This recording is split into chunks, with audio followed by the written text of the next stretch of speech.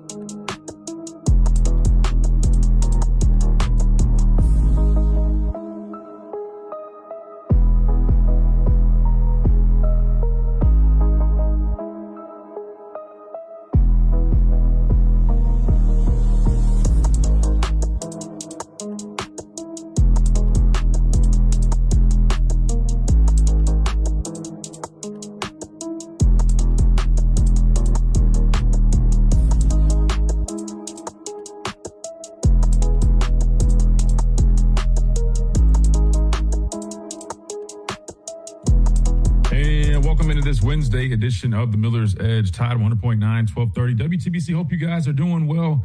Had a couple little technical difficulties with the whole stream setup, man. I realized me and Reed are sitting here ready to go on there, and I'm like, wait, where's the chat at? Where's everybody at? And then I realized we were in a whole different room. I know that sounds confusing, but basically Yeah. We have like a reusable stream room that we always use.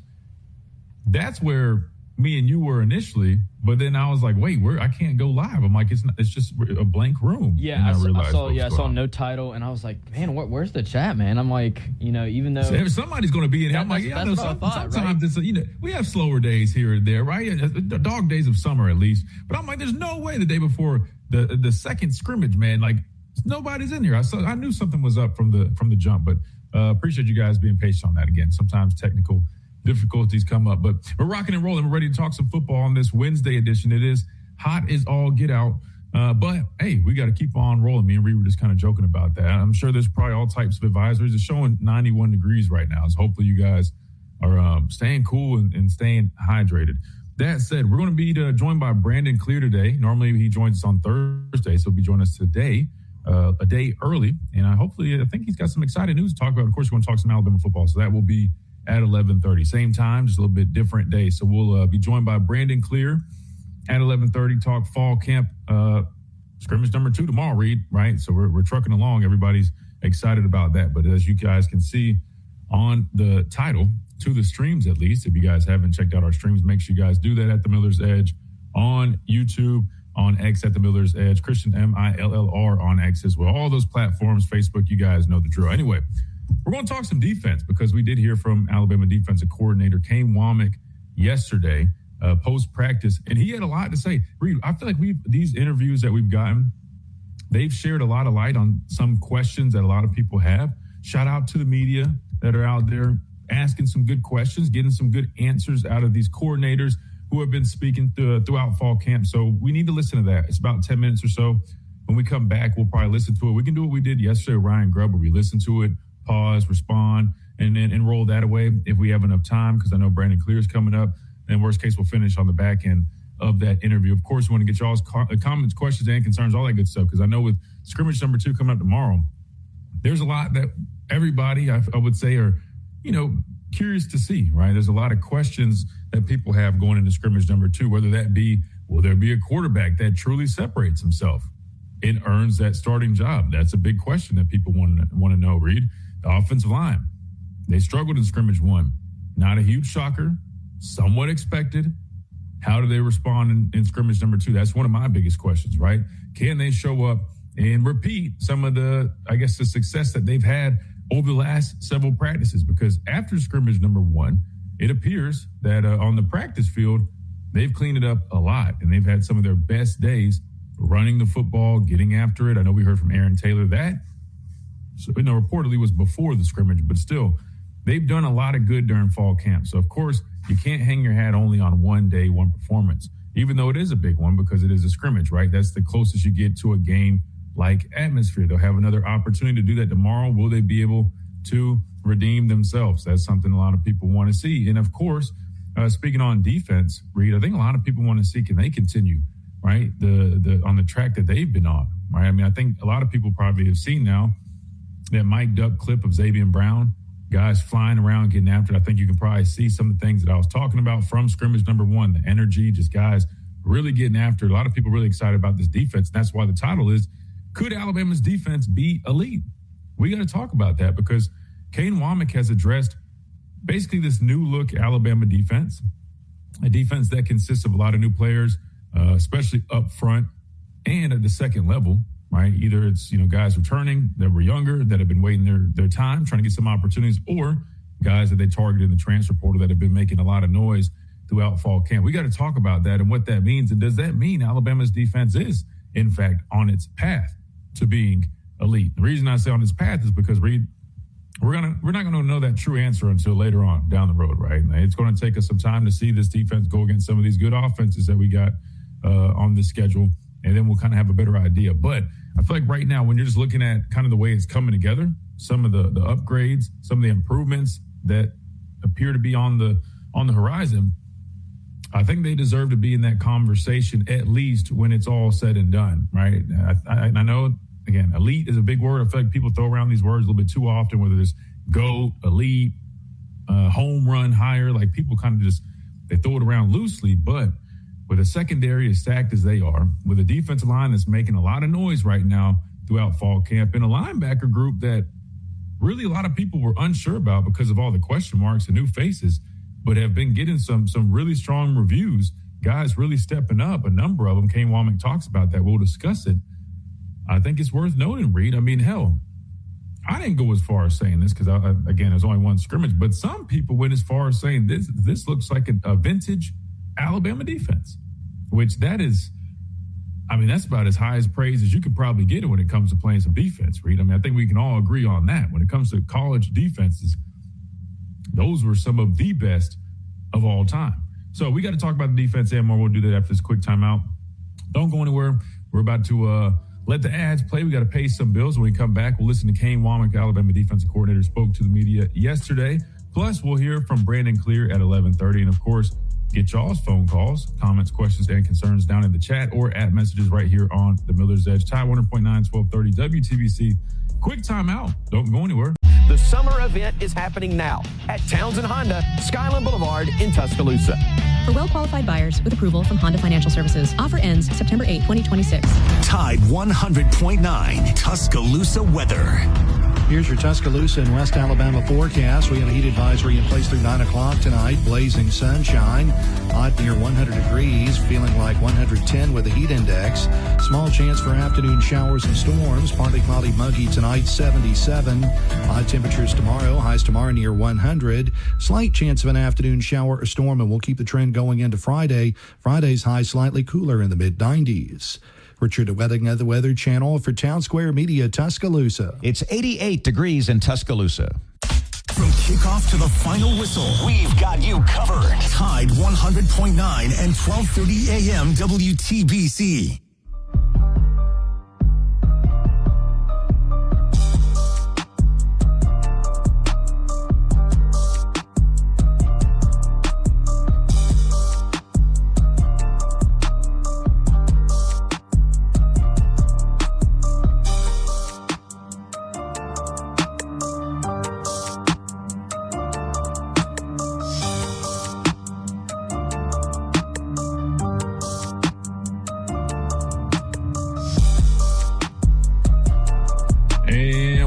Into this Wednesday edition of the Miller's Edge, Tide 100.9, 1230 WTBC. All right, Reed, we got to talk a little bit of defense. Now, I wanted to listen to Kane Womack's press conference before we got to Brandon, but of course, that's going to be cutting it very close. So we're going to wait and listen to Kane Womack afterwards because and we need plenty of time. We got to dive deep into that because he talked about a number of things. He talked about the linebacker unit, which a lot of people have question marks, or had for sure. I think there's definitely still question marks. People want to see them in game action, but I think people feel a little bit better about that spot. I think that was probably the most concerning spot on the defense going into 2026. I think we can agree on that. I mean, the depth from the defensive line, I think, made people feel good. They still were a little unsure just because it was new. Of course, the secondary, you already felt great about that.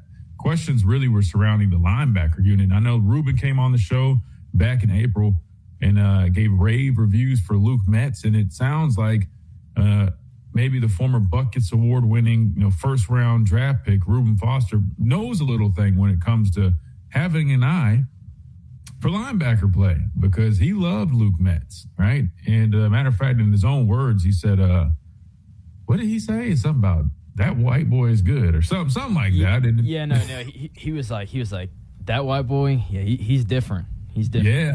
Yeah. I mean, and I feel like that's probably one of the biggest stamps of approval that you can get if you're a linebacker, let alone one playing at the University of Alabama. So that said, I guess it doesn't come as a huge shock. Yeah, white boy is cold, I think Jake mentioned. Whatever the case was, right? Shout out to Luke Metz, man. But he's been having a great camp, and we heard more about that. But really just in terms of the linebacker room, Reed, it really sounds like it's taking shape, kind of how we thought it would back in the spring. I guess the only difference would be we had been saying Caleb Woodson, more than likely you would see maybe a 3-man group. Caleb Woodson felt like the guy that was penciled in, right? But we felt like you probably still could see guys like QB Reese. I thought he would probably be the favorite to be lined up next to Caleb Woodson. And then also see Luke Metz getting in, like in some type of rotation, whether you got one guy in there for base, early down stuff, one guy a little bit more of your sub linebacker, feel a little bit better about that. And that's how it's kind of playing out.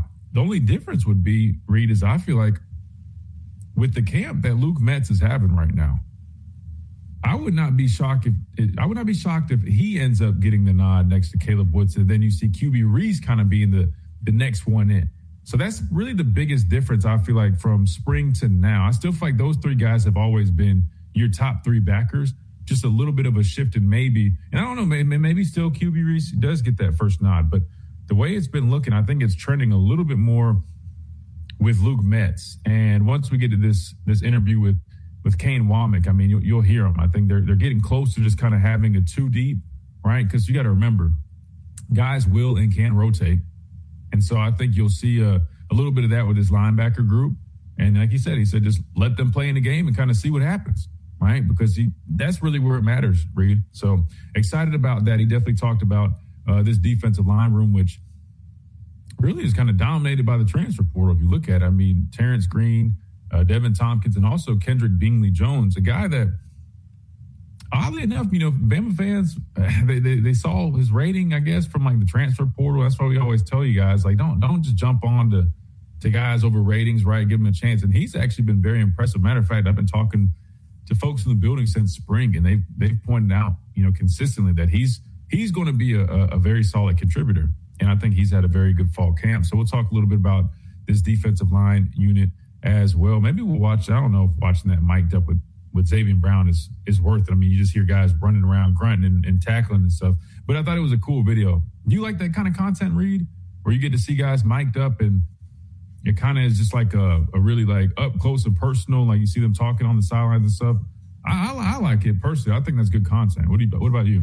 Yeah, no, I think it's pretty solid. I think it gives you like a perspective as if you're watching them kind of, but you're also hearing, kind of what they're thinking, whether that's before play kind of or in the middle of the heat, right? So I think it's interesting. And it also shows a little bit of the, each player's like, I guess, personality in that sense. Because we just see him, of course, we're just talking to him about like, this guy, like just saying, the person themselves. But like really on a deeper level, you get to see of, who they really are, like personality-wise at least. Yeah, 100%. And, of course, like all the internet detectives do, they're breaking down the clips and like, hey, man, like these are more clips from the scrimmage, man. Let's see what we can pick out and point out. And I think you saw some of the things that I talked about, right? Chuck McDonald, I think maybe Clint pointed that out, that he was rolling with the ones. I had mentioned that on Friday's show when I was talking about the scrimmage. He was getting a lot of opportunities with the ones, I believe, at the Husky spot. So that was something to look at, pay attention to. I forgot what else I was coming out. I think Xavier Griffin, people noticed that he was getting some opportunities, again, getting in there. They're trying to get him ready.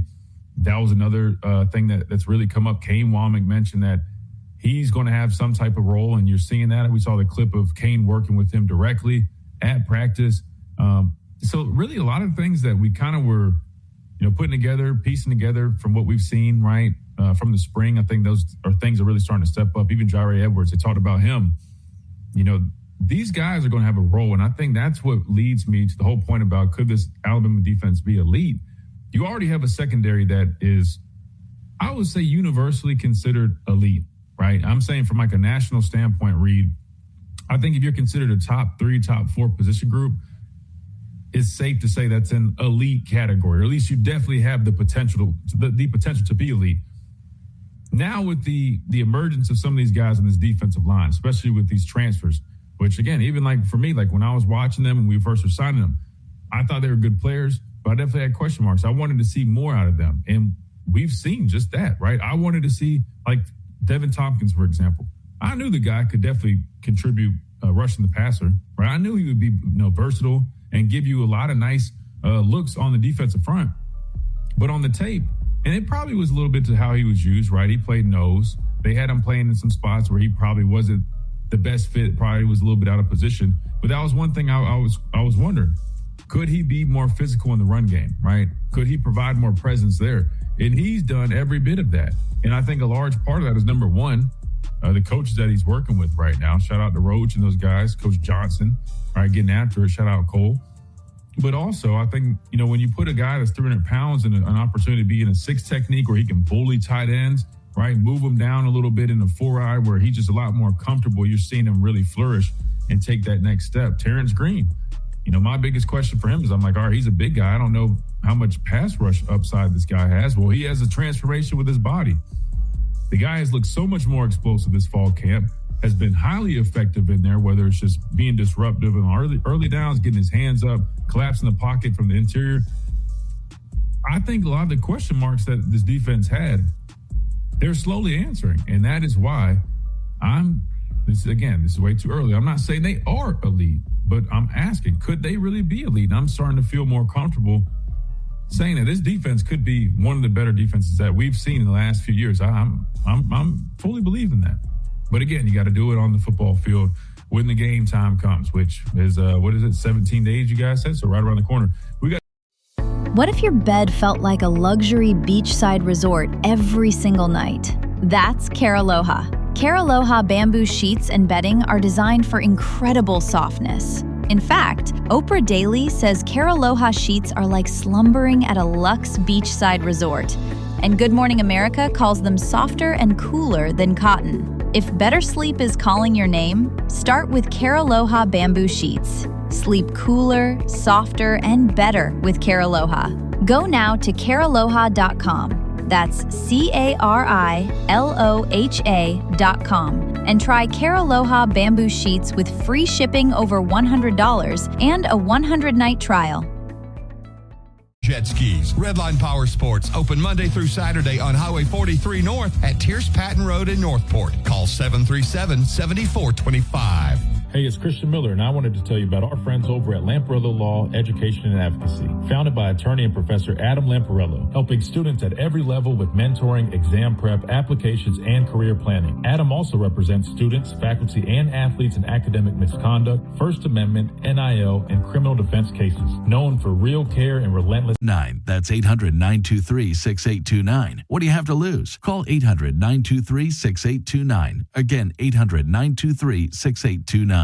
Hey, it's Christian Miller, and I want to tell you about our great friends over at Brian Harding Construction. Located in the heart of Tuscaloosa, Brian Harding Construction is woman-owned and strong as steel, a specialty manufacturing firm with expertise in structural steel fabrication, ASME code piping and vessels, CNC machine work, welding, laser cutting, pipe fitting, industrial maintenance, and crane rentals. With a proven track record of over 30-plus years of experience, no one is better fit for the job. For an evaluation, contact Brian Harding Construction today at 205-752-9611. Again, that's Brian Harding Construction at 205-752-9611. From yesterday's legends to tomorrow's stars. Tide 100.9 and 12:30 a.m. WTBC. No one better. The home of Alabama Crimson Tide sports.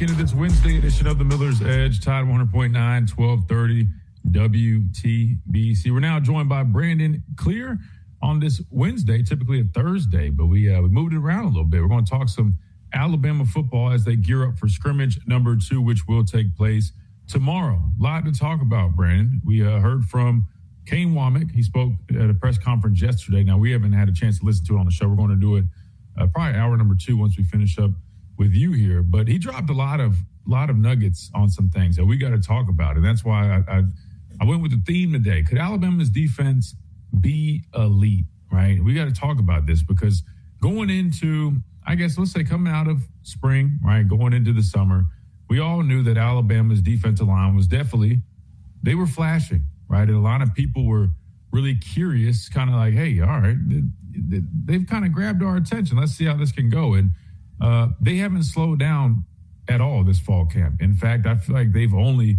emerged even more. Guys really stepping up, guys really impressing. A lot of the new guys coming in and clearly showing that they're going to be strong contributors for this defense. And then the biggest question mark, Brandon, in my opinion, the inside linebacker room, right? Like, how is that going to look?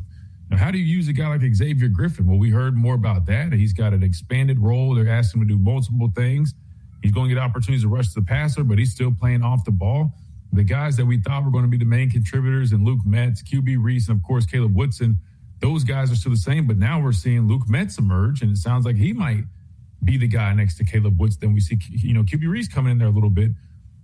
They've been having a really good fall camp, right? And I think a lot of that also is impacted by the job that the defensive line is doing. So what I'm getting at is it feels like a lot of these question marks are kind of slowly being answered defensively. Of course, still want to see guys really emerge when it comes to pass rush. I think they've taken some steps there. I think they still can take a few more. I think that's a big one. If you want to be elite, you got to get off the field on third down. Kane Womack has talked about that. He's addressed things schematically. I saw more, bump and run, saw more press man last week. They look fine doing it. So my question to you, Brandon, is from everything you've seen and gathered so far through fall camp, do you think it's safe to say, or at least ask the question, that could Alabama's defense truly be elite in 2026? Hey, well, first, man, I got to give you a round of applause, sir. You get Jimmy Stein, you got Clint Lamb on. you and I are locked in without even being locked in, man. I was like, this dude sees the picture.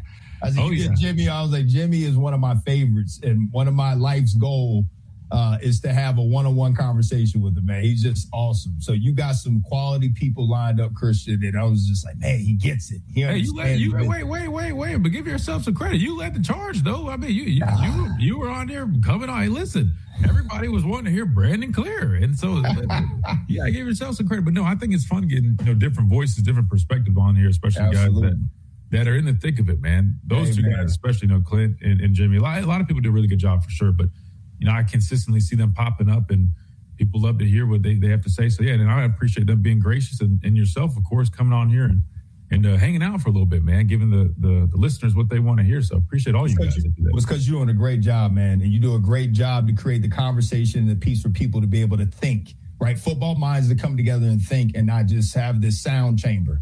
So that's one of the cool things about joining your show. So to answer your question for the defensive,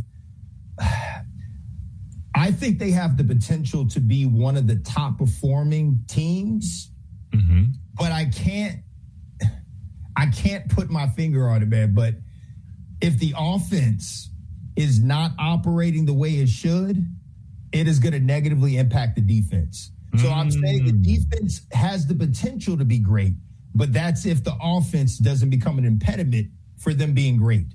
If you're out there and you're getting 3 and outs, and it's the first quarter, but then the offense is going back on the field, getting 3 and outs, just kind of at certain parts of last year that they were doing frequently, it starts draining the defense. If you watch the game in the Indiana, bro, we were really stopping the run. We were really putting up a fight. The offense put us in bad positions, whether it be the fake punt. So that was on the offensive call to, go for it on 4th and 1 and got cute with it and didn't get the first down. You put the defense at a disadvantage. Getting quick 3 and outs. Defense had just gotten 3 and outs, and all of a sudden they gave it back over to the offense, and they didn't do anything with it. You're putting a strain on a defense that has the potential to be a top-performing defense, but if all parts aren't working on the offensive side, it's going to negatively impact them. And that's one of the things that we just don't know. I want to have hope. I heard some positive takeaways on the offensive line and some of the schemes that now they're going to be doing moving into the season. It's going to be more gap specific and less pulling. This is my personal opinion on just pulling, man. You got to have some war daddies. You got to have some people that have some experience, because it's such a feel to be able to pull and understand that someone's going to be trailing behind. So if all the offensive line are not working in unison, all they're going to do, if you're a defensive tackle and you're a smart player, you'll just follow the flow and you'll disrupt the run. So I hope they do less of that. And I understand, again, you have, Grubbs coming in from the NFL. He's implemented a lot of these principles, and you're dealing with professionals that have done it at a high level and understand it. But he struggled with the run game in Seattle. And so when you're implementing these principles, man, you got to work with what you have, but understand that it's going to take time for you to be able to graduate to different levels of run schemes. So I know the conversation is on the defense, which I think it has the potential to be great. You cannot talk about the defense without talking about the offense because they go hand in hand specifically for this team. Now, unless we talk about the Ravens defense, man, that was getting takeaways, scoring, didn't really matter what was happening on offense. We're not on that level, right? Mm-hmm. But we have the potential to be a top 10 defense against the run and pass. That's one thing, because I think our defensive line is going to actually be better than last year. That's a bold statement. Mm-hmm. You say we lost some great talent. Look, James Smith is gone. You had some guys that I felt as though were good key contributors, but we didn't have a lot of length. And that showed up on film, man. When you don't have a lot of length and you don't have a lot of size on the defensive line with the scheme we run, it becomes abundantly clear that you just cannot have sound gap protection within just trying to stay in your space. So we had some people eaters and gap eaters, but then we also have to take it a step further and have people that can actually create and finish getting to the quarterback by just having sheer size and length. So we've got that. I'm really curious to see how Tompkins is going to go. I heard Green is having a great camp. Those are the two of the guys that I really want to see to make an impact this year, because I think last year's talent is now a year older. And so all parts working other than middle linebackers, that's the big unknown. But I'm really giving that offensive linebacker type of them understanding schemes and getting the flow of it. Caleb Woodson is going to be the leader. I saw and heard him just being really vocal in some of the clips I was hearing and seeing. Those younger linebackers are going to feed off of that, and they'll learn. So it's not going to look like how it was with Shane Lee and Christian Harris. It's not going to be that, but it's going to take a little bit of time for those things to gel. So I'm excited about the defense, man. They have the potential to be a top 10 defense, some really impactful players, and, hey, watch out for them cornerbacks. Yeah. That's all I'd say. Yeah, no, listen. I mean, no, I don't know if you saw the mic'd up with Zabian Brown, but it was fun to watch. I mean, he's a dude, man. I really enjoy who he is as a football player. You see him being a leader as well. He's coaching guys up on the sideline. He's a smart football player. All things really important to having the most success possible when you play this game that we all know and love. Brandon, you mentioned like the defensive line, and you think that it's going to be a little bit of an upgrade. I'll be the first one to say, right? Like initially when we lost the guys that we lost, whether it was to the draft, guys graduating, moving on, the transfer portal, whatever the case may be, I definitely had my concerns. And I know immediately people just jump to, whoa, the whole, Ha-Ha's tweet about, turn on the tape and, production doesn't line up or whatever it was. And my thing was always, I also looked at a situation where those guys weren't always put in the best position possible either, though. I'm just going to be completely honest with you. They weren't. Like, I know for a fact that James Smith it's hard to sit here and say like day one NFL upside, but I do believe like potential wise, like the dude, if he puts it all together, he could be in that conversation. I ultimately think if he has a good season, probably more of like a day two pick realistically, but you get the point. I mean, Quay Russo, I know a lot of people, wrote him off, but still, I mean, you look at the explosiveness. I remember talking about him last fall camp, going and watching him up there work, and I'm like, man, this dude is strong as an ox. Doesn't have great length, but I've seen a lot of good, people complain about length with Ruben Bain, and I'm watching this guy right now with Tampa Bay, and I'm like, people are probably going to go back and say, well, we probably shouldn't have thought so much about his arm length, because the guy literally was just doing it in college against long, lengthy tackles, and he was okay. And now he's already flashing big time at that level. That said, then all the other depth pieces we lost, I'm like, the production might not have been there, but, it doesn't feel great losing that many players, especially the guys that we had with the potential they had. But when we brought in Tompkins, I was curious, like, how is this going to look? Like, I know the guy can get after the quarterback. I know he's got all the tools and traits, but, there's just the inconsistencies that I'm seeing. And I'm like, one of our biggest issues is we need to be more consistent stopping the run. I'm like, he struggled with that on the tape that I've seen at times, right? Not all the time, but definitely, again, your tape is your resume. People get mad at that all you want, but as a player, if you put that on tape, you have no business being mad at anybody judging you for that. That's on you. And then I looked at, Terrence Green, there wasn't a whole bunch to go off of. And so I'm just like, man, we'll kind of see. And I say all this to say, I think they've exceeded my expectations, right? Again, still very early. We got to see it happen in a game, but you can kind of see it coming together. And I think it's almost like a ripple effect. The fact that the defensive line is playing very strongly right now. Kendrick Bingley Jones He's been having a really good camp. That's somebody that they've been telling me about since spring. They've said multiple times, hey, this guy's going to be a good contributor for us. I think it's naturally helping the linebacker play tremendously, right? Kane Womack talked about better gap responsibility. That drove me crazy last year. Guys being out of gaps, head in the wrong spot, just not great discipline. That's what I'm saying. Like, I think part of it, yes, is the players that we brought in. But two, I think schematically, they're probably doing things a little bit different, because there was times last year I'm like, it feels like the guys on defense don't even really know their run fits. It just kind of felt like that. It's like, it feels like one guy's playing it with this technique and the other guy's playing it with this technique, and we're all kind of out of sorts and it's leading these explosive plays. So I know they talked about, hey, guys are doing a better job of that. They're not going to flat out say this, but I think as a staff, they're probably also doing a better job of putting those guys in position, if I'm just being completely honest. The biggest thing I want to know now moving forward is, can this pass rush really take that next step? Because, consistently stopping the run, I think in order for this defense to truly be elite, they've got to stop the run more consistently, which it seems like they're, on the path of doing that. Then also, they got to be more successful getting after the quarterback, especially on those third and long situations and getting off the field. How confident, Brandon, would you say you are when it comes to this pass rush being improved in 2026? Because, I feel like they're still trying to figure out how it's going to look, right? We're seeing Xavier Griffin get a lot of attention with Kane Womack. He's talked about it. He's going to have a role. Clearly, we all knew that you got to find a role for a cat like that. He's got a different type of twitch.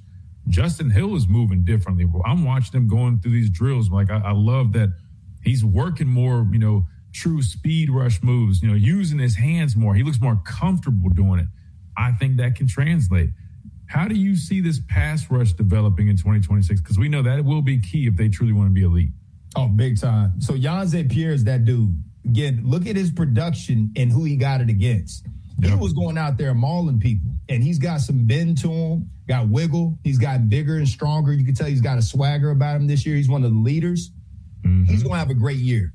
Justin Hill, a lot of people are looking at what he did last year, and they're saying, well, he didn't really get after the quarterback. They didn't ask him to. He was there to set the edge.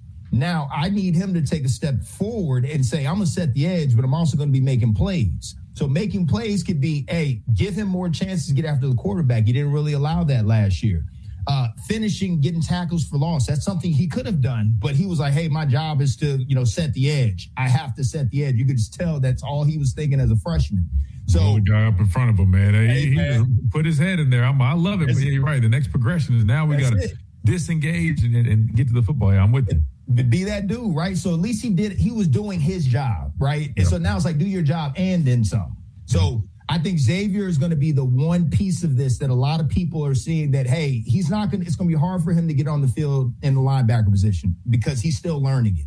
He will have opportunities there, but I'm putting him as a specialist. I want him coming off the edge. He may be able to fake it sometimes and drop back in coverage, but I think that if you use him in a certain packages, and maybe you have it to where you have Pierre and Hill and him on the field at the same time, because Hill is stout against the run. So now you can have him blitzing up the middle. You may have him doubled up on one side, and it would be Justin Hill and him both coming, and then you have Pierre dropping. So it's just one of those things. Schematically, you're going to see a lot of improvements, but outside of Pierre, there's nothing proven. Doesn't mean it can't be done, but I need it to be proven. And so my whole concern is, man, if anything happens to Pierre, what's going to happen to this team? And I'm a little nervous about it, man. And look, that's just because we haven't seen it yet. Doesn't mean it's possible that they could have somebody that's sitting there we're not seeing that has 10 sacks in them. I highly doubt it, but anything's possible. So Pierre's got to be the guy to be able to go in there, get double-digit sacks, set up his other teammates where he's getting special attention for whether they kick over a tight end or have the best side that he puts on, left tackle, whoever it is, he occupies space, and then send the other guys off the edge and see if they can get after the quarterback and finish. So you'll see a lot of that. And look, there's only one Will Anderson, man. But that dude was able to do all of that and plus 15 other things. That's just unreal. And you could kick him inside. Pierre's a good dude, man. He can't be kicked inside. He don't have that strength, in my opinion. But he could be moved around and maybe potentially play a little bandit, because I think he could do that. And I may be like overselling it just because he's 250 pounds. Might be asking too much. But that was one of the things that Will Anderson, man, he could be all over the defense. It didn't matter. Probably could have put him at linebacker. He figured it out. It's just he's just a smart football player, and he has strength. And whatever he did, it was technique. It was technically sound. It was, always understanding the defensive principles of why I'm doing what they're asking me to do, and not just being a body on the field. And so last year, I agree with you, bro. There was times I was just like, this dude is not doing anything. He doesn't know what he understands his principles, but what happens if the picture changes? Does he have enough sense to say, I got to adjust this? I need to communicate this. We didn't have that. So hopefully that improves. And again, that's also, it's going to be on Bray Hubbard and the linebackers, man, to really be calling out things. Communication is going to be big on defense this year. Absolutely. You got time if we roll you over for one more break? Yeah, for sure. Let's do that. Let's take a quick time out. We come back. We'll wrap up with Brandon Clear. Then we'll hear from defensive coordinator Kane Womack on this Wednesday edition of the Miller's Edge, Tide 100.9, 1230, WTBC.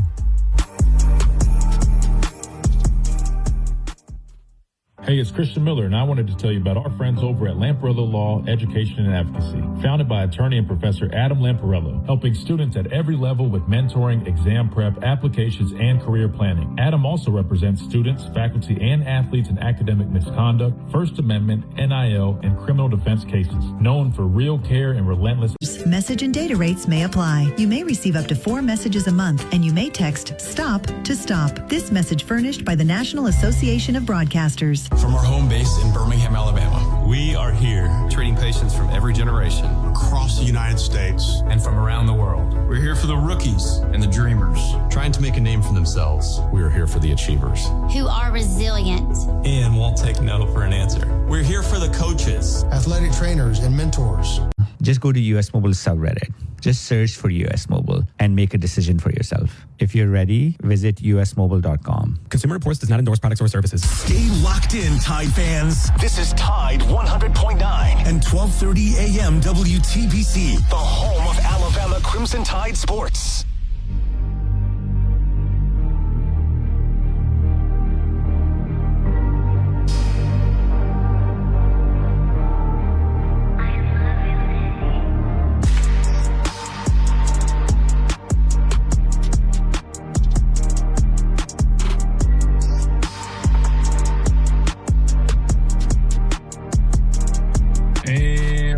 In a few more minutes real quick with our guy Brandon Clear joining us here on the stream. Check us out. Ooh, can't speak, at the Miller's Edge. Brandon, we talked a lot about the defense, man. Last couple minutes, I want to ask you about the offense. You talked about, hey, you need good offense, have good defense. Tell me about the offense, man, in your eyes right now. Ryan Coleman-Williams is reported to be having a phenomenal camp, something that we both spoke on right back in the spring. We said, hey, we feel confident that this guy is going to be able to bounce back and have one of those types of years. Again, this is all fall camp, so we can't get too far ahead. But when a guy like that's having a really good fall camp, I think the writing's on the wall, right? It should translate over to the season.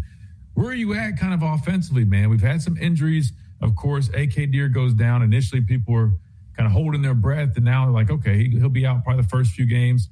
Trey Brown stepping up. He keeps flashing. He still has that explosive pop that we've been looking for. You know, Crowell does too, but without him getting these valuable reps as a true freshman, man, I can't help but kind of reserve some of my expectations, at least early on for him, because I just know how valuable those reps are.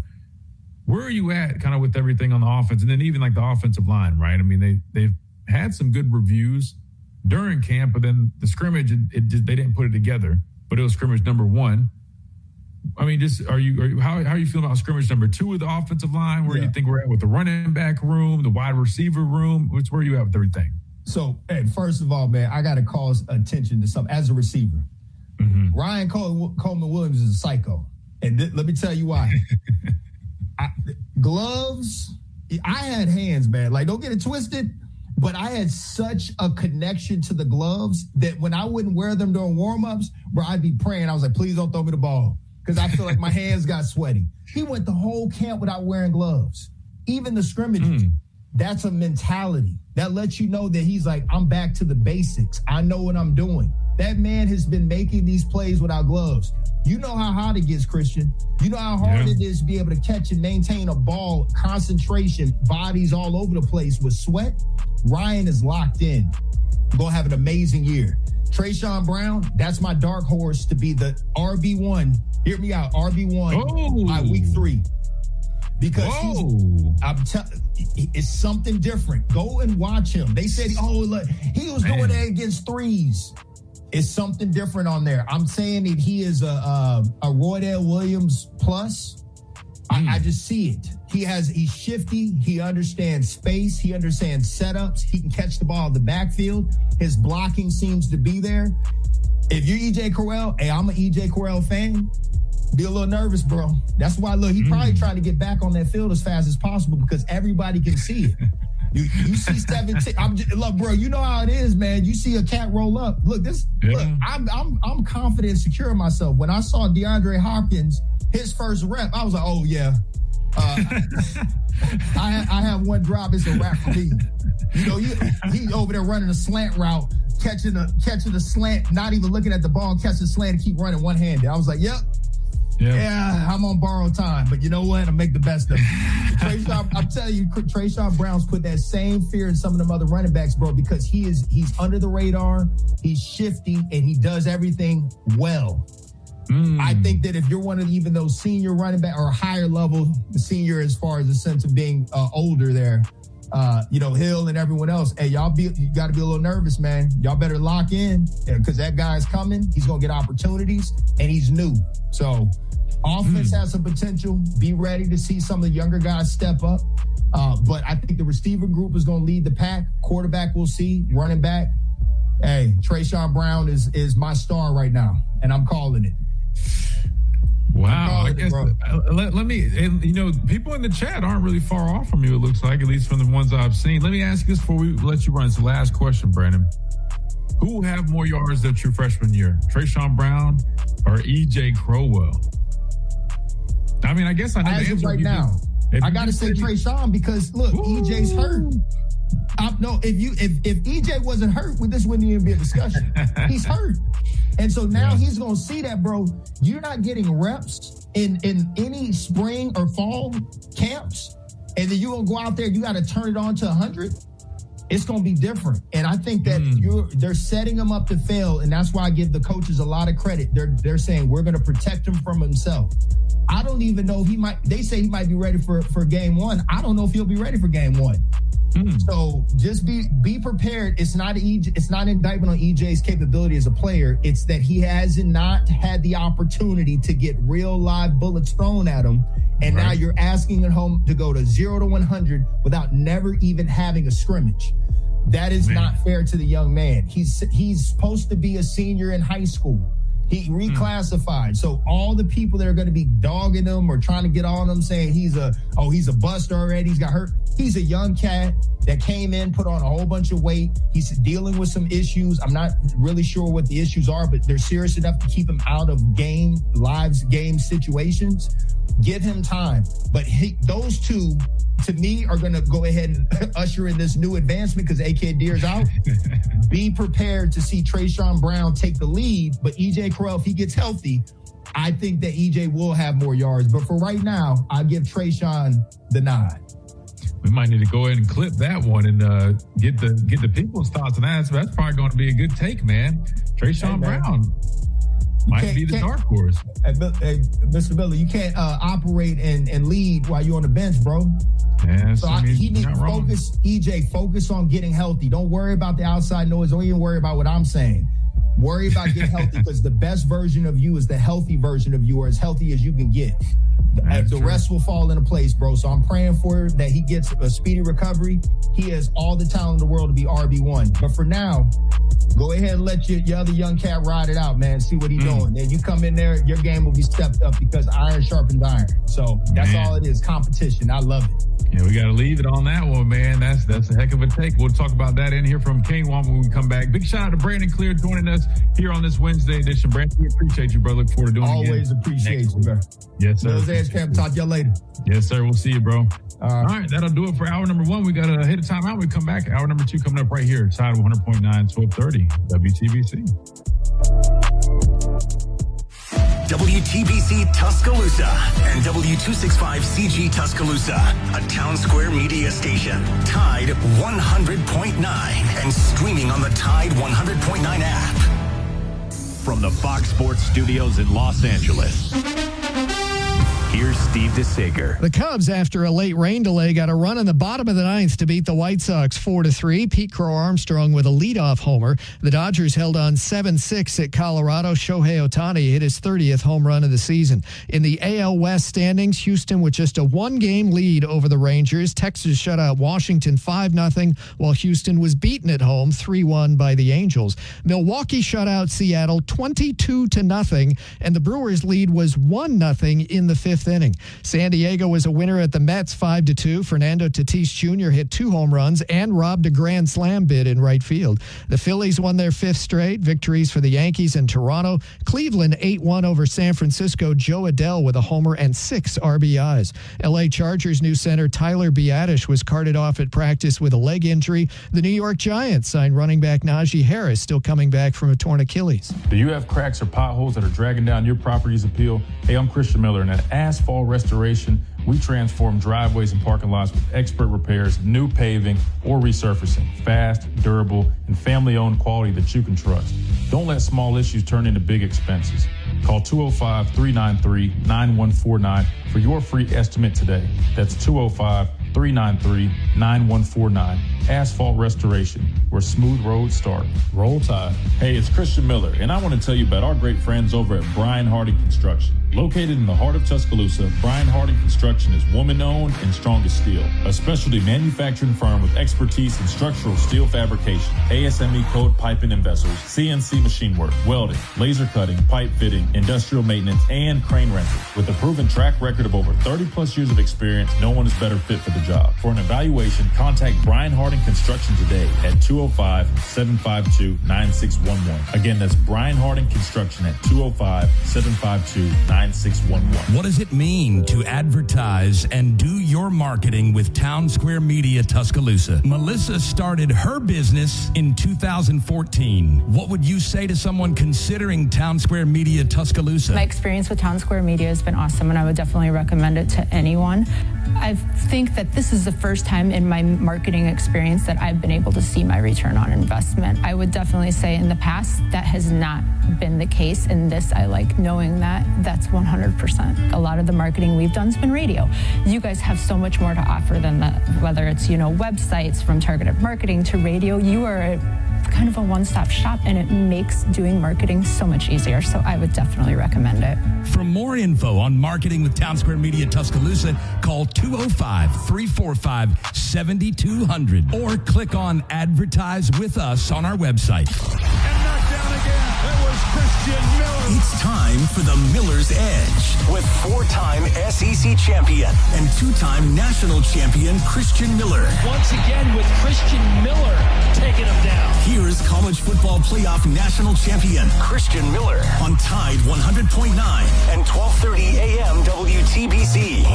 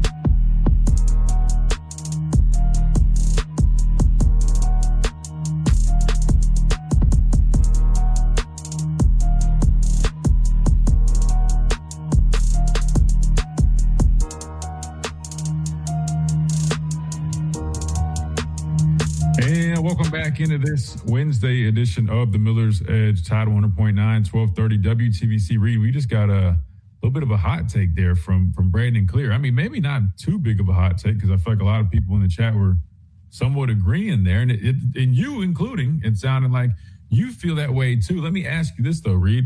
Do you feel that way because of opportunities? Do you feel that way that and what I'm talking about is Brandon Clear said that he feels he had two hot takes.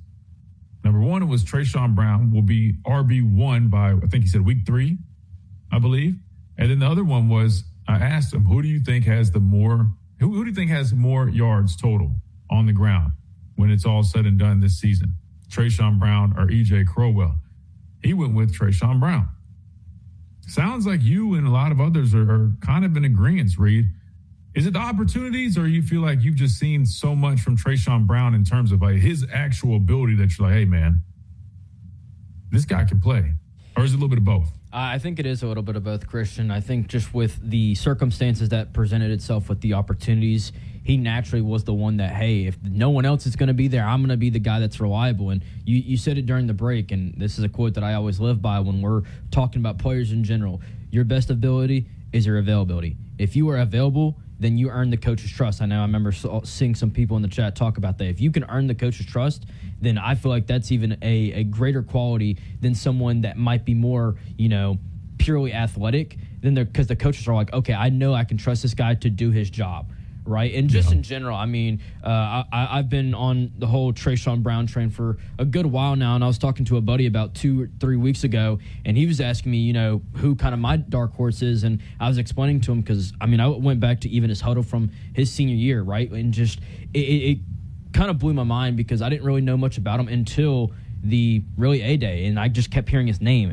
over and over, and so I'm like, well, let me get familiar with this guy. And so watching his tape, Christian, I mean, it really – the one thing that really sticks out to me, which I feel like we struggled with a good bit last year, was he doesn't have necessarily breakaway speed, but it's not going to take one man to take him down. Like he will physically push his way until you force him to get to the ground. And I like just the physicality he plays with, just everything together makes it realize that like this is the running back that I want to see play, right? I'm not saying that Daniel Hill, AKD when he's fully healthy, and EJ Crowell, all these guys can't do, right? But that's just what I've seen from Trayshawn Brown consistently from high school, even to now.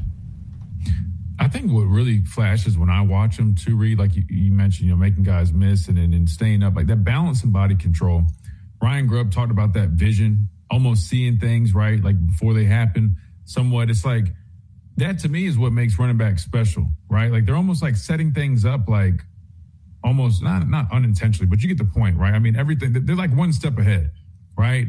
They see that cutback, right? They feel a defender before they truly see him. It's like they have a sense there, and they're able to cut on a dime and make him like, and then they're running through arm tackles. Like those are the types of plays that we've been seeing out of Trayshawn Brown. And to Brandon's point, initially in the spring, yes, it was, with some of the younger guys, right, the 2s and 3s, but best believe he's been earning more and more reps with some of the 1s, the 2s for sure. I mean, like he's not at this point, he's not just doing this against the 3s, right? Like normally, yes, when you're a true freshman, you're on the, like, at least for us, we had like the 3s feel, like you have like the 1s and 2s and you have like the 3s feel. That's like scout team guys and whatnot. Most true freshmen kind of spend a lot of time over there when you first get there. That's not the case with him. And to me, as a running back, we all know, I mean, pass pro is probably the biggest hurdle that you'll have. I mean, if you can play, you can play. You can try to get on the field early at that spot. And I just think the way he's taking advantage of every opportunity that he gets, and he's doing it with consistency, I think it says a lot about him, his competitive nature. And I think it shows a guy that, I mean, listen, he had an uphill battle. I mean, he was a late addition. He was like a 3-star. They added him kind of the last second, like, and ever since he stepped on campus, that hadn't stopped him. If anything, it's probably motivated him. I would love to get him on the show at some point. I know that how they are about freshmen in the media and whatnot, but I would love to know more about him and kind of like who he is, his mindset and whatnot. Because I'll be honest, I don't think I've met him. I haven't really talked with him or anything, but I would love to talk to him and just kind of ask him, you know what I mean? Because there are a lot of similarities with Josh Jacobs. I mean, the way they play, but then also their journey here, right? Kind of flying under the radar, being late, then being in a room with guys who you expect to kind of be better players, but then end up outplaying folks. Excuse me, which leads me to this question from QD. It's an interesting one. He says, is Trayshawn Brown standing out because our running back room is so mid? No, I don't think that's the case. I understand where the question comes from, right? It's like, well, hey, if the rest of the room in terms of like their talent and kind of the expectations from those guys, if that's not very high, I mean, could that be why he stands out and flashes so much? I'm going to say no, because I mean, you still got to go out there and go do it against a really good defense. You know what I mean? So like, I would focus more on that. Like, I don't think it's so much that. I really don't. Like, yeah, the guys that he's kind of like if you compare him to like Daniel Hill and the way he plays, or like maybe Kevin Riley and some of like their deficiencies or limitations, like, yeah, it might make him stand out more. But if anything, I just think that shows more about his talent and that he kind of has more of an all-around game that he brings to the table. Personally, I think that's what is showing. He's a little bit more of an all-around guy that has a lot of tools, right, and a lot of features that you look for in a running back. A successful 100%. One at that. Yeah, so I don't think it's so much the guys around him aren't that. I just think he offers more. He has an explosive element to his game. He's got great balance and body control. He's got great vision. He's got great burst.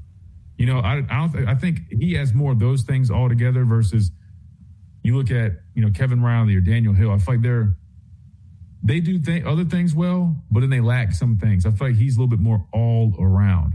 And I think that's what kind of makes him flash maybe a little bit more. That's just my opinion. Yeah, no, Christian, I'm fully with you there. And I think what also kind of partly like contributed to why he maybe is so well-rounded is not only him as a player, but where he was playing at, right? Like, I was talking to my buddy, I said, I don't understand how he was really a 3-star, right? Like, when you look back at it, and maybe it's because he played Texas high school football, and we know how competitive it is, and maybe he just got, you know, buried behind some really, you know, well-known names. But I mean, when I'm seeing him do that in Texas football, I'm like, I was just blown away. And of course, we always say it on the show that, you know, ratings never matter. And so I was just like, when I looked back, I was like, man, we really got us a good one. Yeah, I will say one thing, man. This staff has done a nice job. They find a diamond in the rough, it feels like, pretty much every year. I mean, Latsier Brooks, I feel like, would classify as, I think he ended up being like a 4-star when it was all said and done. But correct me if I'm wrong. You know, when they first were recruiting him, he was flying under the radar. Not many people really had him as, you know, this top wide receiver. Now we look at the young man and we're like, hey, this guy could be one of the better receivers in college football. Now you got a guy in Trey Brown who looks like he could have a similar type of impact. Because remember last year, you know, Latsier Brooks, I mean, he got opportunities early, right? He earned some stuff. But then as the season went on, you could tell they started trusting him more. He earned even more. And I think you just saw his game just continue to elevate. I feel like Trey Brown could have a similar type deal where he just slowly earns more and more. And next thing you know, you're looking back, you're like, man, we really found a gem in this young man who not many people gave a lot of respect to, at least during the recruiting process. So really cool stuff. We got to hit a timeout. We come back, we got the Pastor Payne on here. We got to hear from Kane Womack. Plus, they had some player interviews today, post-practice. Caleb Woodson. Maybe we need to listen to that a little bit. That would be a good one since we're talking defense, but also Racing Delgatti. So we'll try to squeeze as many of these as we can. Of course, you got scrimmage number 2 tomorrow. Plan on trying to get back out there. So worst case, we'll play some of these during the show tomorrow. If the Pastor Payne is taking over again like he did last week, we'll give him some interviews to work with. Of course, you guys had the conversation going, so shout out to you guys. So we'll have that plan for tomorrow. But for today, we got to hear from Kane Womack. In the game played the way you love. Watch live Saturday on CBS at 1 p.m. Eastern, 10 a.m. Pacific, and catch replays Monday on BET. Yay! Do you have cracks or potholes that are dragging down your property's appeal? Hey, I'm Christian Miller, and at Asphalt Restoration, we transform driveways and parking lots with expert repairs, new paving, or resurfacing. Fast, durable, and family-owned quality that you can trust. Don't let small issues turn into big expenses.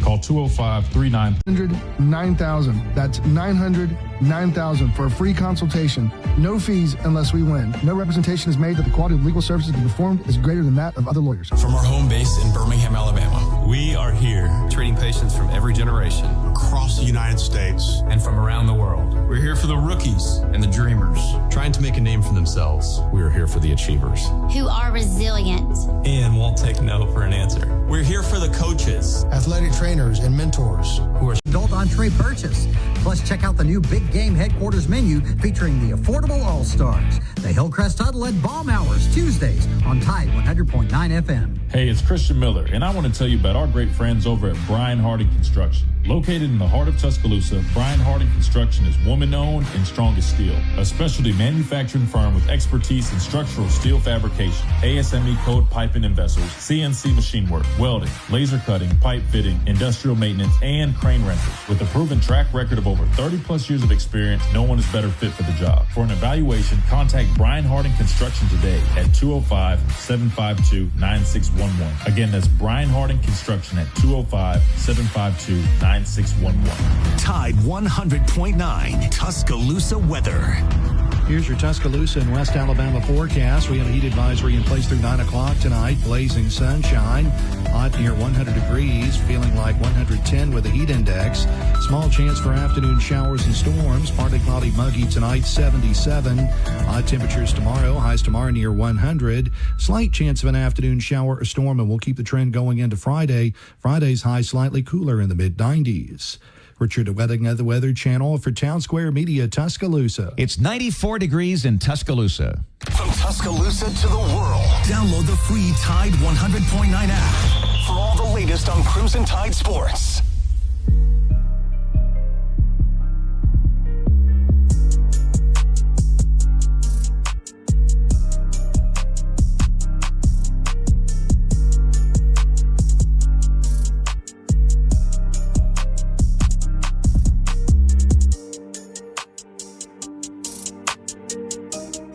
And welcome back into this Wednesday edition of Miller's Edge, Tide 100.9, 1230 WTBC. All right, we got a super chat from Steve in Raleigh. He says, I'm watching a Trayshawn Brown highlight tape from high school. He reminds me of Thurman Thomas. So shout out to Stephen in Raleigh. Let's get to this press conference from Kane Womack. We'll listen to it. We'll discuss it as we run through it. So this was Kane Womack yesterday. We got to talk about this defense a little bit more and kind of where things at. Because, again, that's a big question today. Could this Alabama defense be elite? Here is defensive coordinator Kane Womack. Xavier Griffin. Zay's doing a really good job.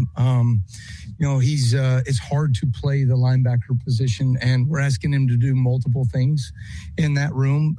He has value as a pass rusher. He did that for most of his high school career. And then what was really cool is his senior year, he got to play, as a stack backer and took his game to another level. And so Chuck Morrell's done a fantastic job with him. I came in here, whatever it was, 6 a.m. this morning, and they're meeting, one-on-one, spending time. So we're working to get him ready. I think he's going to have a role for us this year. He's doing a really nice job. You said like a weight, ideal weight. I think he's like maybe 223, 224 right now. We'd love for him to be north of 225. And if he's at north of 225, we feel pretty good about that.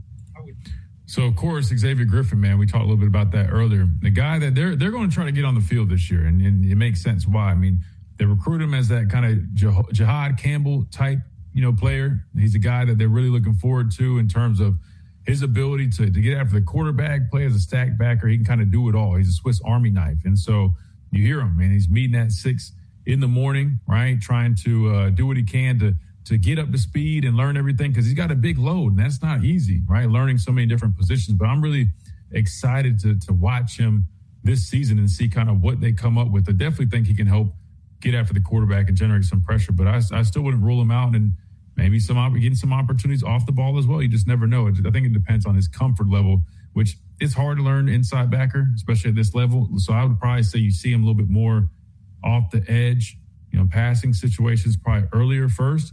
But I definitely believe throughout his career, he's going to see time at both off the ball as well as playing on the edge. Do you assess the inside linebacker competition right now? I think those guys are doing a really good job. I think I've told you guys this before, Chuck Morrell does a fantastic job of just the relentless detail that it takes to play that position.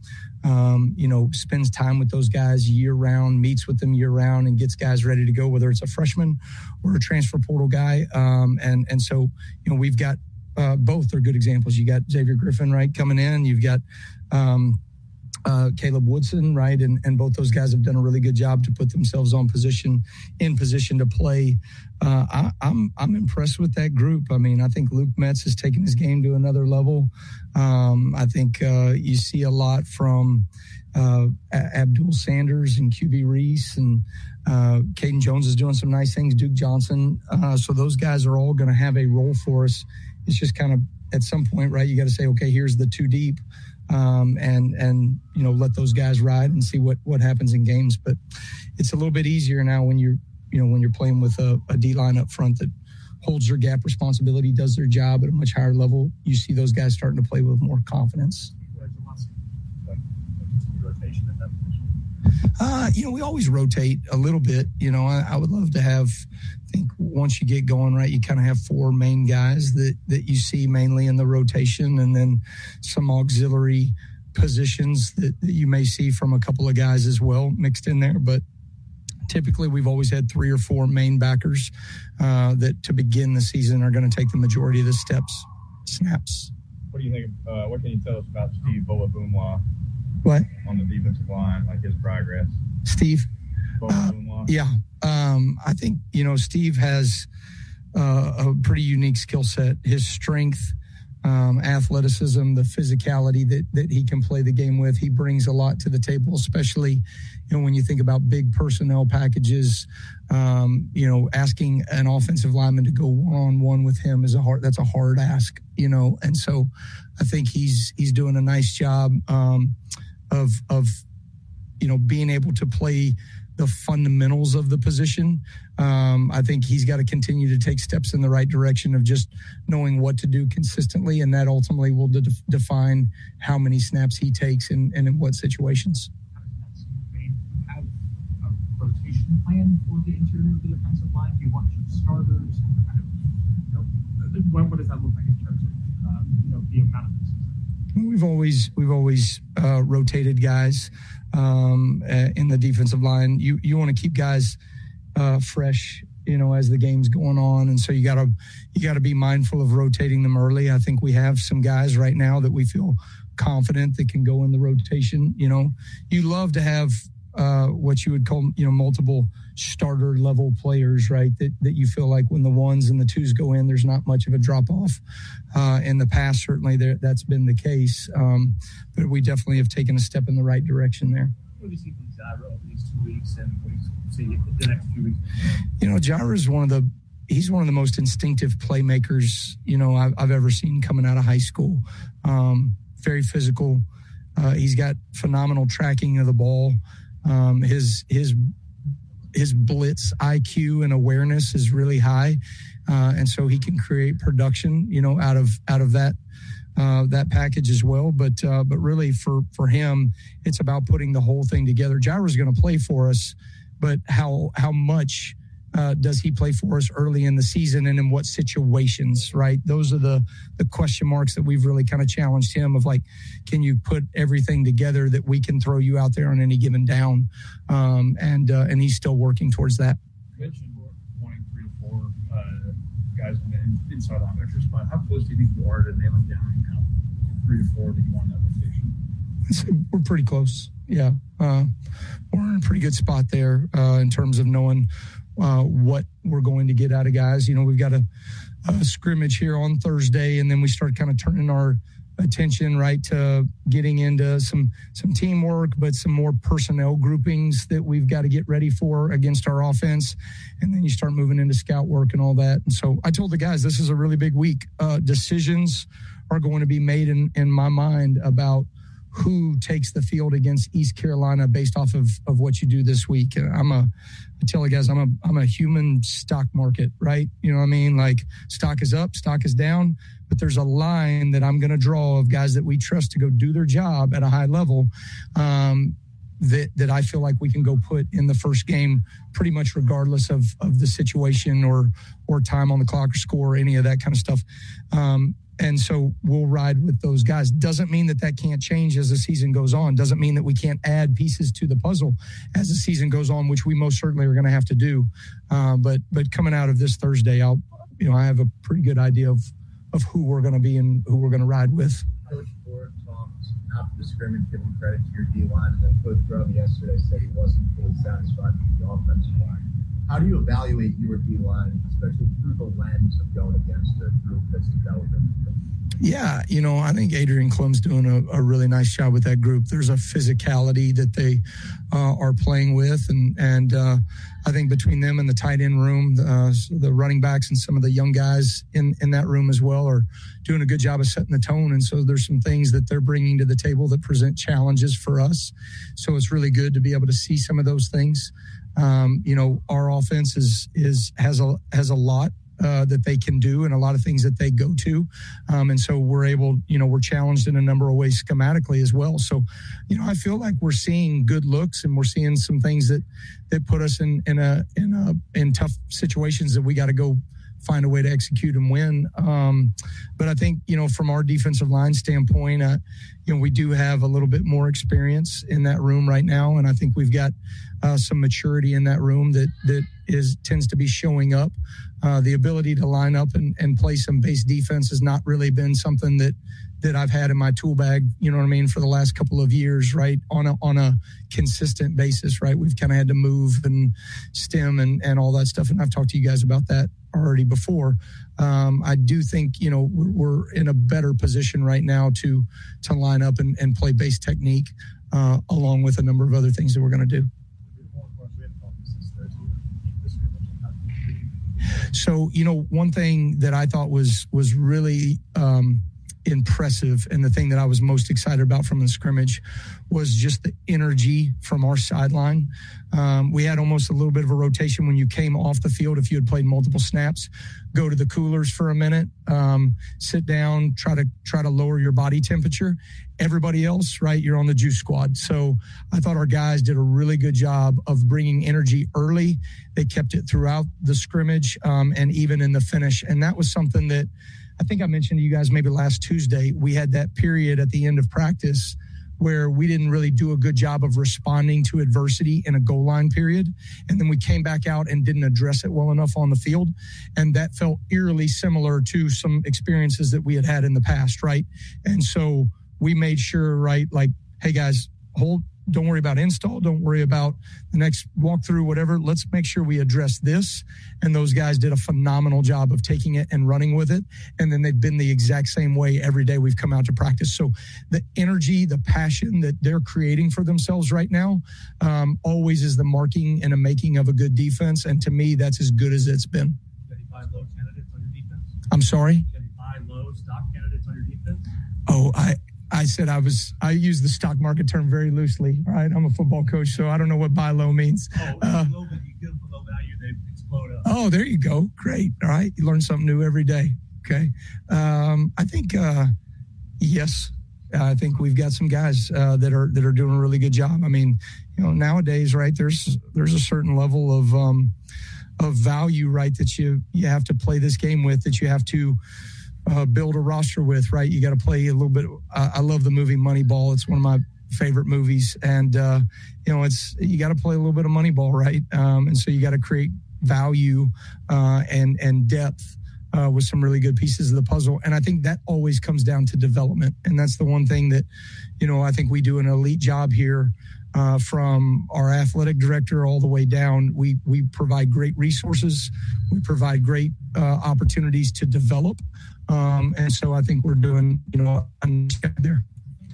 So there you have it. That was defensive coordinator Kane Womack addressing the media yesterday. A lot to respond to. We'll do that on the other side. But first, we have to take a time out. When we come back, we'll do just that. Get y'all's thoughts. 205-342-904 is the number of the phone lines if you guys want to get on the action as well. You're listening to the Miller's Edge, Tide 100.9. Where?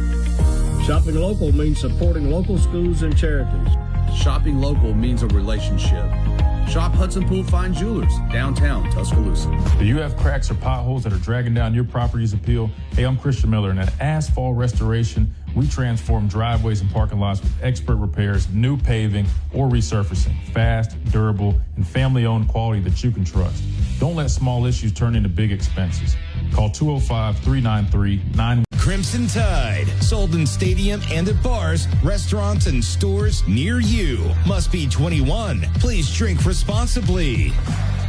Hey, it's Christian Miller, and I want to tell you about our great friends over at Brian Hardy Construction. Located in the heart of Tuscaloosa, Brian Harding Construction is woman-owned and strong as steel. A specialty manufacturing firm with expertise in structural steel fabrication, ASME code piping and vessels, CNC machine work, welding, laser cutting, pipe fitting, industrial maintenance, and crane rental. With a proven track record of over 30-plus years of experience, no one is better fit for the job. For an evaluation, 29. That's 800-923-6829. What do you have to lose? Call 800-923-6829. Again, 800-923-6829. 24/7, 365. We've got all your coverage of the Crimson Tide on Tide 100.9 and 12:30 a.m. WTBC.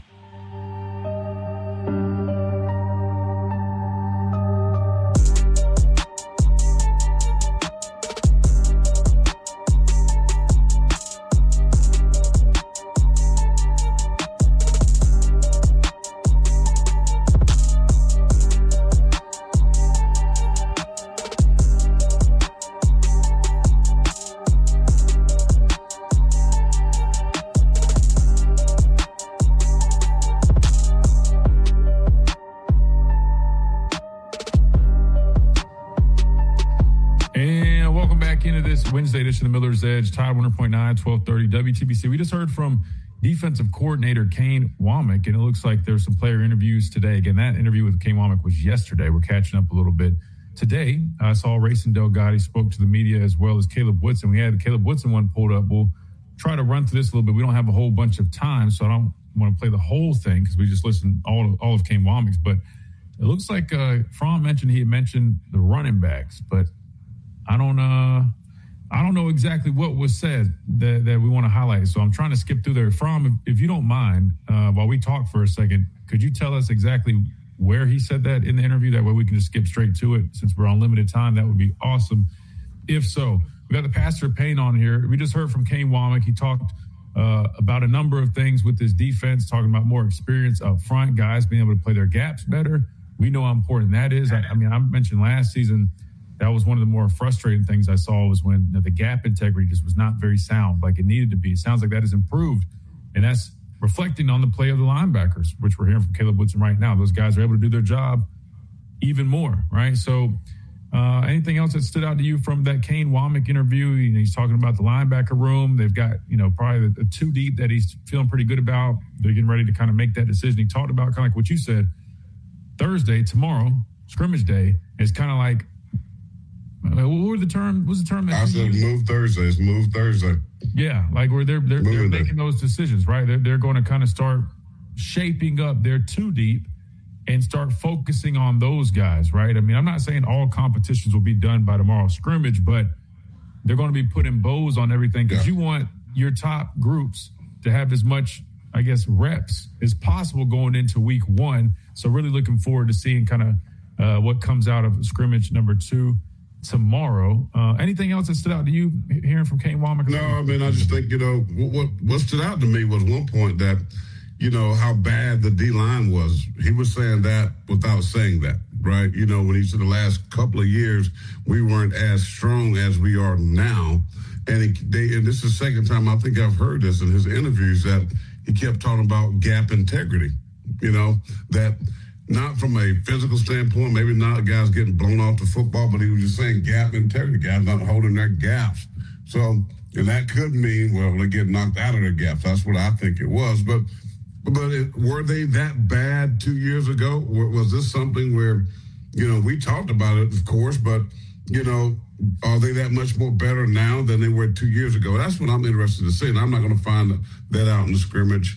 It's going to be during the regular season that those things will get answered. But I thought it was very telling to me who they were 2 years ago. We've always said how bad the pass rush and all this was. But as a defensive unit, based on what Alabama's been accustomed to up front in the trenches defensively, this team definitely took a major step backwards, and he's alluded to that his last 2 interviews. So all these new guys this much better, or they just played this much more discipline, I should say, up front. So, we're not going to know that until, week 2 or 3 of the regular season. I think it's a little bit of both personally. I mean, I think they were undisciplined at times. I don't think they had clear I guess, direction on how they were supposed to be doing certain things. I feel like they were mixing things up. Sometimes it felt like they were shooting things. Sometimes it felt like they were playing it a different way. And it seemed like guys were on different pages. So I think it's a little bit of both, honestly. But I do think the bigger players up front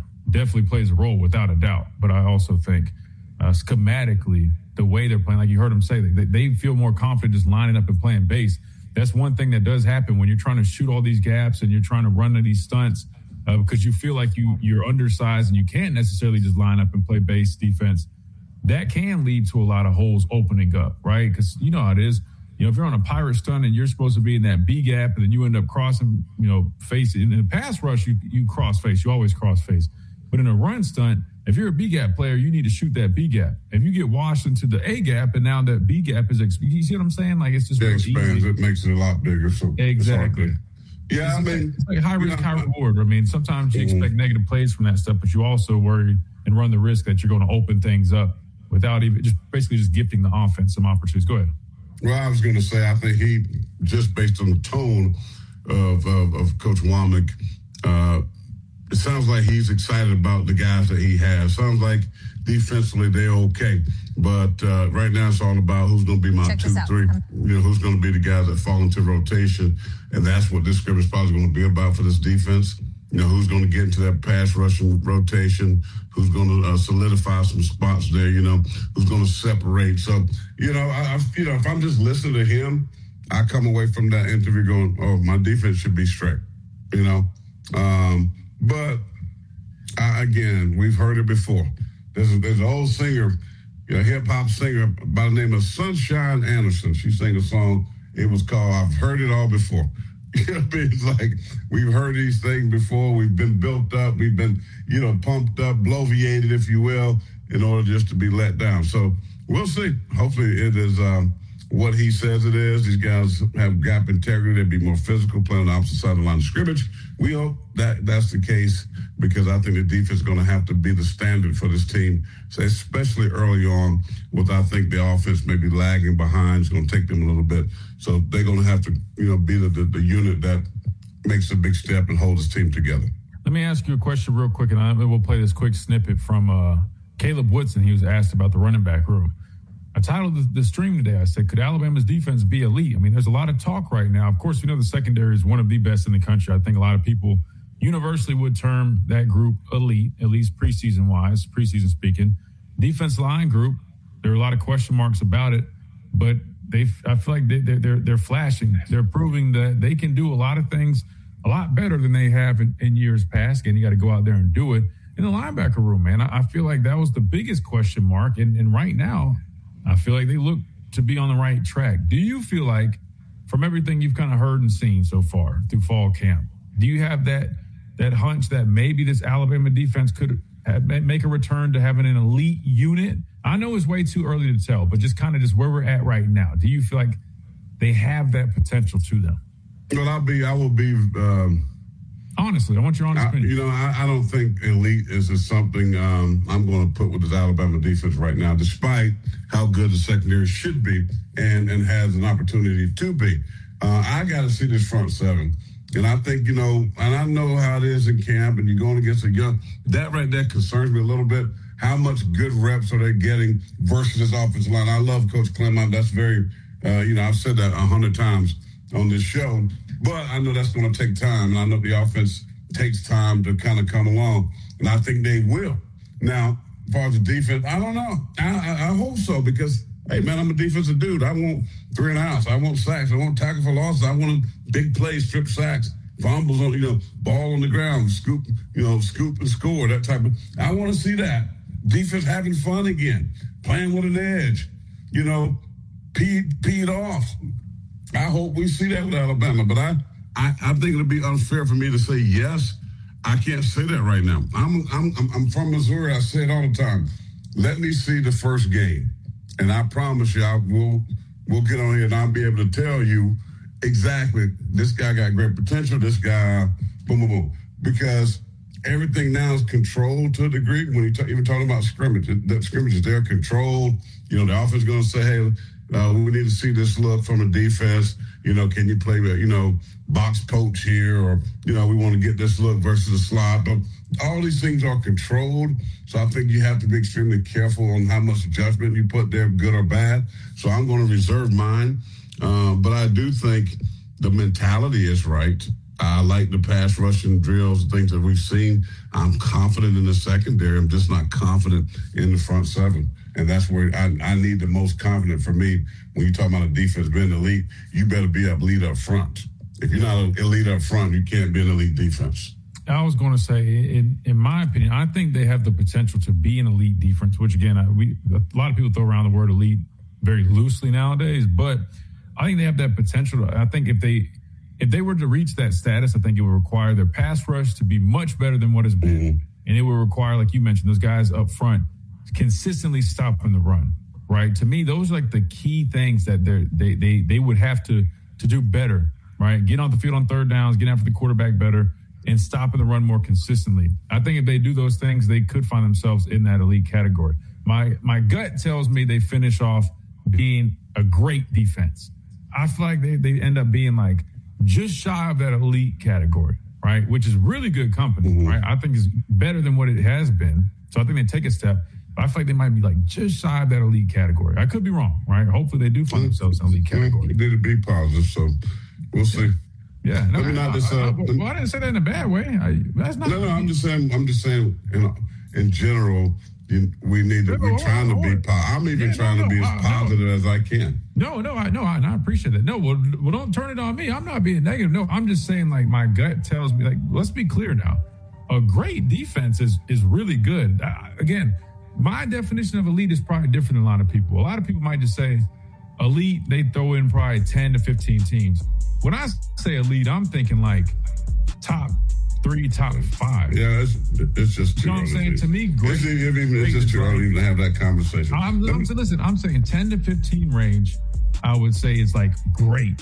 Elite, top 5. That's what I'm glad you mentioned. Let me specify, because I don't want that to sound like I'm talking down on them. Yeah. Yeah. Well, let me tell you about, real quick before we go to break, my great sponsor. Man.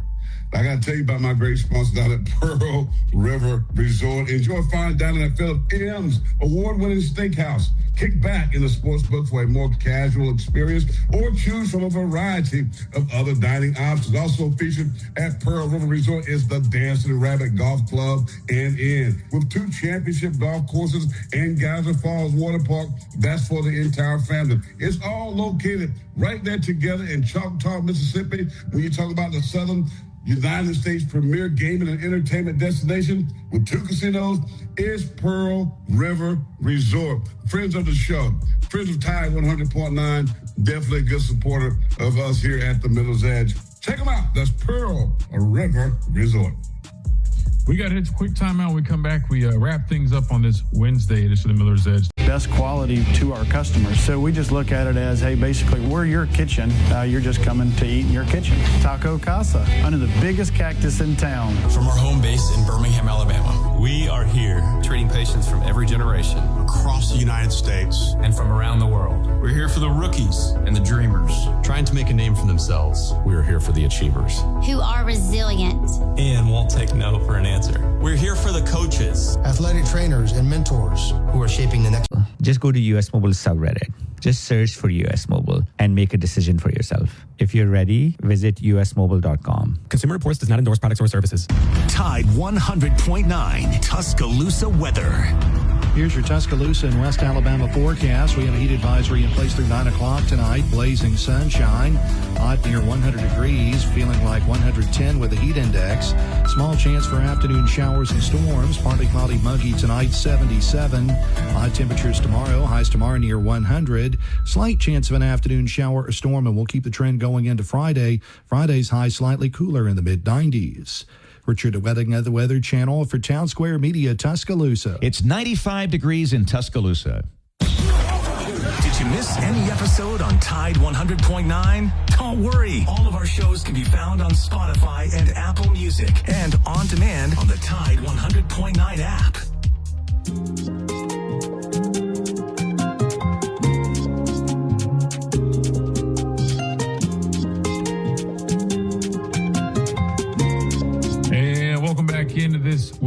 edition of the Miller's Edge, Tide 100.9, 1230 WTBC. Real quick, let me remind you about our friends over at Lamperlo Law Education and Advocacy for all your representation needs. If you're in a criminal situation, right, you need somebody to represent you, do it in a first-class manner and do it affordable, right? Make sure you guys check them out. Academic misconduct, you name it, NIL, they've got you covered. Adam and his team, who joins the show tomorrow, by the way, we'll get you guys squared away. Lamperlo-law.com is that website. You can go check them out today. Schedule yourself a free consultation. Find out about all those representation services, plus college, high school, graduate students, exam and test taking preparation, subject matter mastery, and all that good stuff in terms of getting you guys prepared for the next level. That being the career world. Check them out at Lamperlo-law.com, the official representation right here on the Miller's Edge. Shout out to Adam, man. And go check out their YouTube channel as well. Give them a subscription over there. Lamperlo Law, giving you guys free legal advice. Really good stuff, man. Again, even if you're not looking for like specific legal advice, there's just a whole bunch, just like a wealth of knowledge over there, man. Adam does a heck of a job, and we appreciate him on the show on Thursdays, which is tomorrow. So yeah, we're gonna chop it up. We'll probably talk a little NFL somewhere in there too. But listen, tomorrow I'm gonna really look at, one, we're gonna talk about what are they looking, the chat, people that listen on there, what are they looking for the most to come from the scrimmage. When they hear Kalen and the boys speak, what do you want to hear the most? What is your number one? What is your number one thing you want to hear? Do you want to hear we know who the starting quarterback is, or do you want to hear that the offensive line was better than they were last week? We were able to run the ball, blah, blah, blah. I want you to start thinking about that. What are your top two things that you want to see coming from moving day? That's what we're going to call it. This is it will be the moving day edition of the Miller's Edge tomorrow. I could probably go ahead and answer that. Shout out to Lisa in the chat. She says, appreciate the effort and result of another informative show. Definitely have reached elite status in your craft. I don't know. We're still working. We're still working on that. I think. We don't throw that word elite so loosely. You don't think we're elite on the show? No, we're not elite yet, but we're going to get there. What did the great coach say? I'm with you. We should always chase excellence and strive to be excellent or elite. Always, you got to strive to be that. 100%. But on the way, if we don't, we're going to capture some good stuff. We're going to capture some good stuff, which we're doing right now.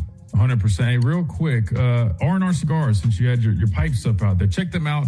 Go to that website, rnrcigars.com. Use that code Miller's Edge. Get yourself 20% off. You got the big game, third Saturday in October coming up. Go ahead and get those cigars now. Code Miller's Edge. Use that discount code. And, of course, check them out if you're ever in town, 2703 Gary Fitz Street, especially for game days, man. They got the great ambiance, wraparound porch, humidor, over 160 bourbons right there for you guys to try. Drink responsibly. Check them out today. That is R&R Cigars, the official cigar provider of Alabama football since 2014. That'll do it for us on this Wednesday edition. Big thanks to everybody hanging out with us. Read Behind the Glass, all of our listeners, Tide 100.9, the global app, all of our streaming platforms. We appreciate you guys. Go get that book too. Giants4Christ.com. Go get it. We will be back tomorrow. Scrimmage number 2 tomorrow. Pastor Payne will be taking over. We'll be checking things out. And we'll be back on Friday to talk about it right here. Tide 100.9, 1230 WTV.